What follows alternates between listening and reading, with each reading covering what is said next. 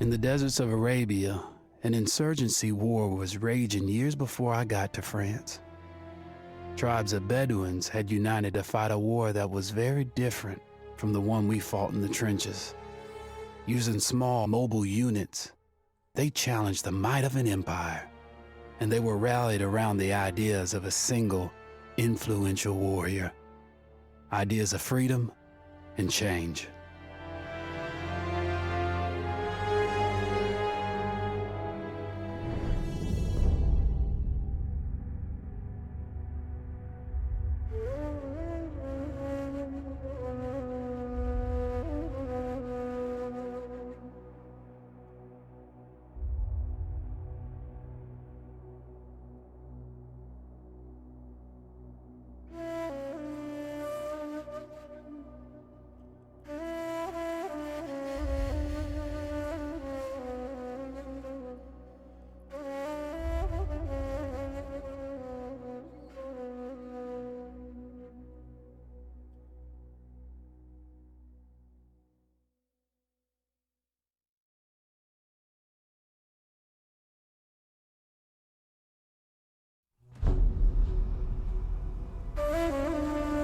The Arabian Desert, a vast ocean of drifting sands and scorched, sun-baked rocks. Beneath these endless dunes, oil, the lifeblood of our new mechanical century. For more than 400 years, the Ottoman Empire has ruled these lands, controlling all that's to be found here. But the Ottomans do not rule unopposed. Small bands of Bedouin rebels have united to overthrow the empire. They strike without warning and then vanish into the desert. Fighting alongside them is a lone British officer whose exploits have earned him wide renown. The world has taken to calling this man Lawrence of Arabia. In the desert, you rely on good planning, but you also hope for a dash of luck. And luck was with us when we learned of a recently derailed Ottoman train carrying a most interesting piece of cargo.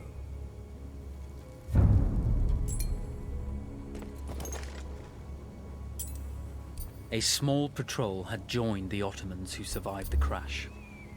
Together, they guarded the wreckage and waited for reinforcements.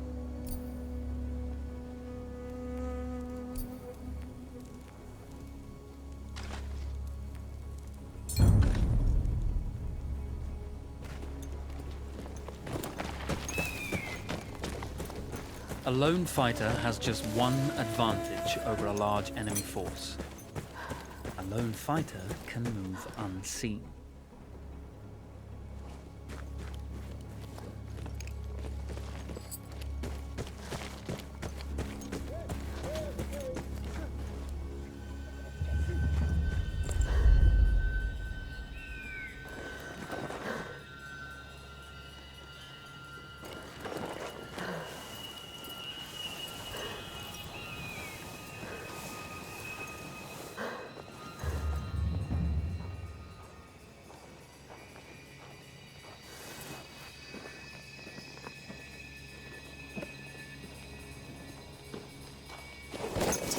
Cry havoc and let slip the dogs away.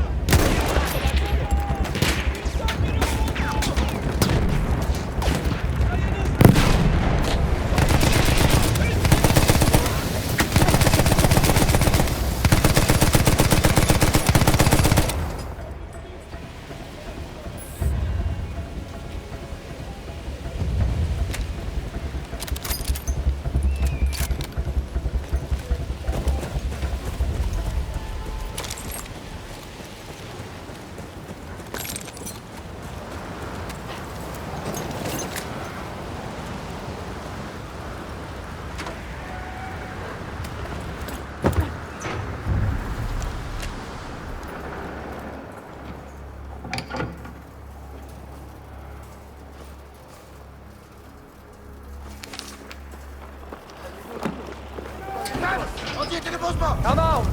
It's over.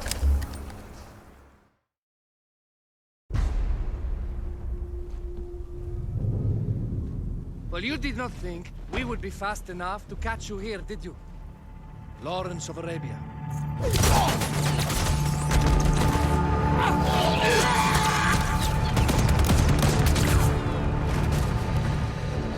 Actually, I was rather depending on it.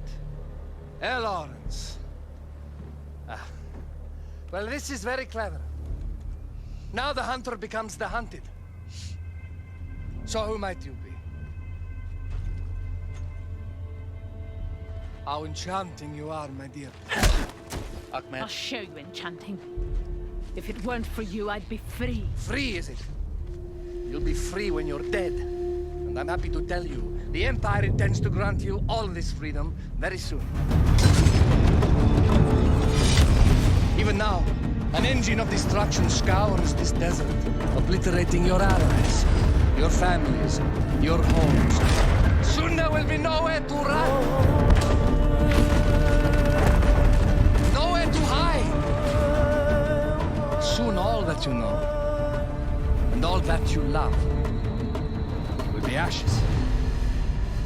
You will all be free to die. Oh. Ah, you animal! Zara.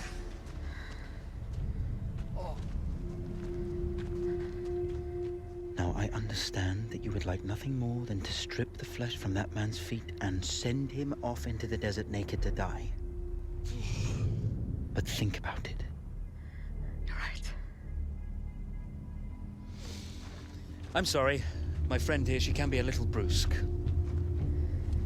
You're going to tell me how to lie to your train, so we can lure it into a trap and destroy it. Impossible. To even begin to talk to that train, you would need an entire book of communication codes. Oh, like this one, you mean? You can never stop the progress of machines. One day, the whole world will take your lands and the precious black gold beneath its sands. We shall see, my friend.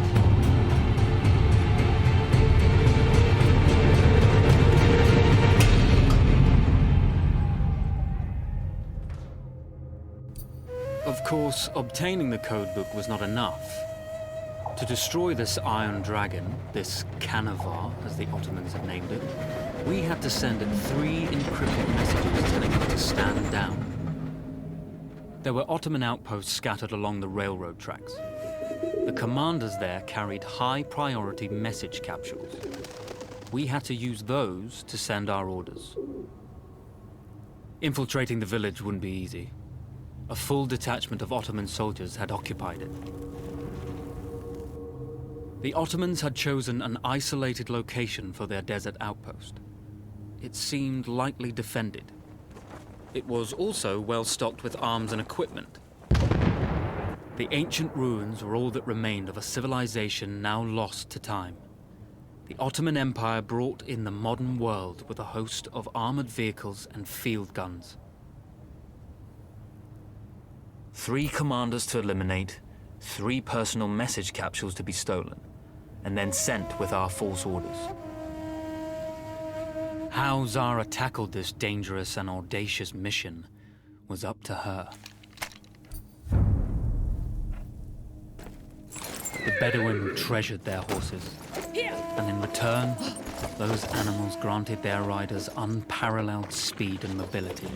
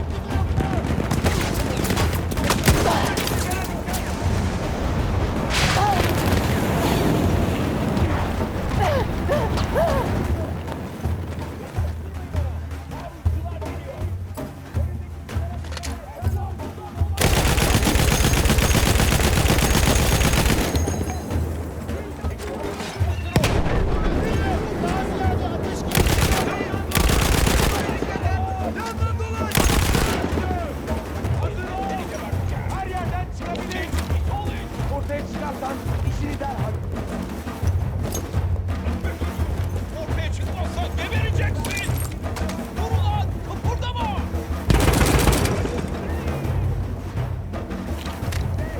Çık ortaya.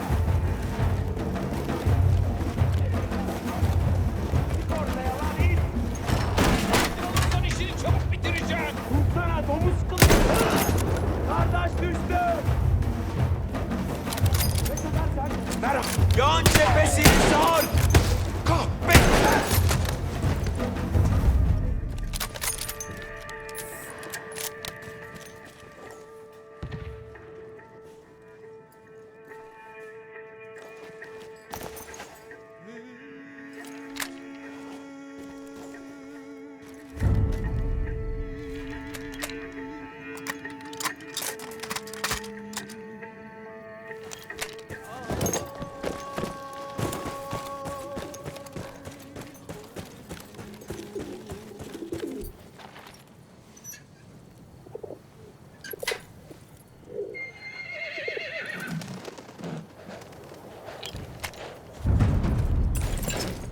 A single order wouldn't be enough. Ottoman protocol required the message to be received in triplicate before the train would acknowledge it as genuine.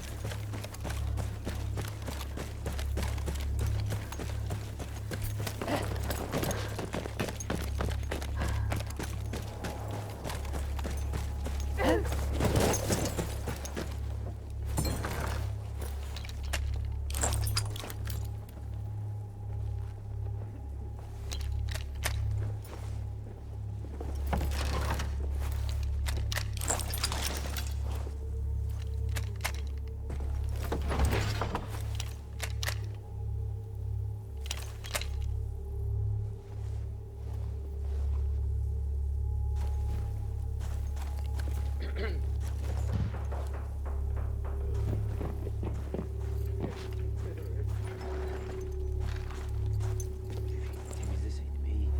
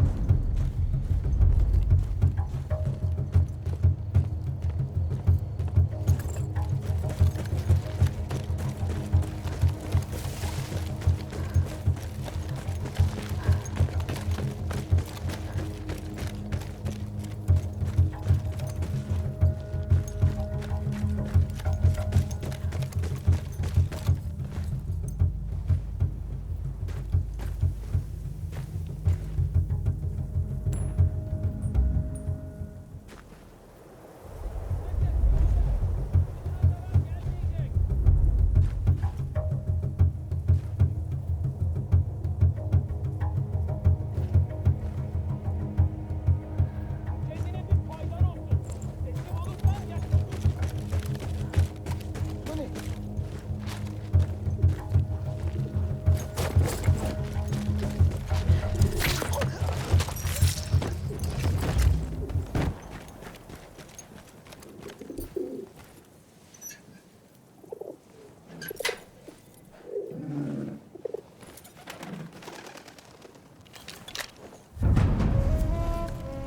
We were putting a great deal of trust in Zara's capabilities.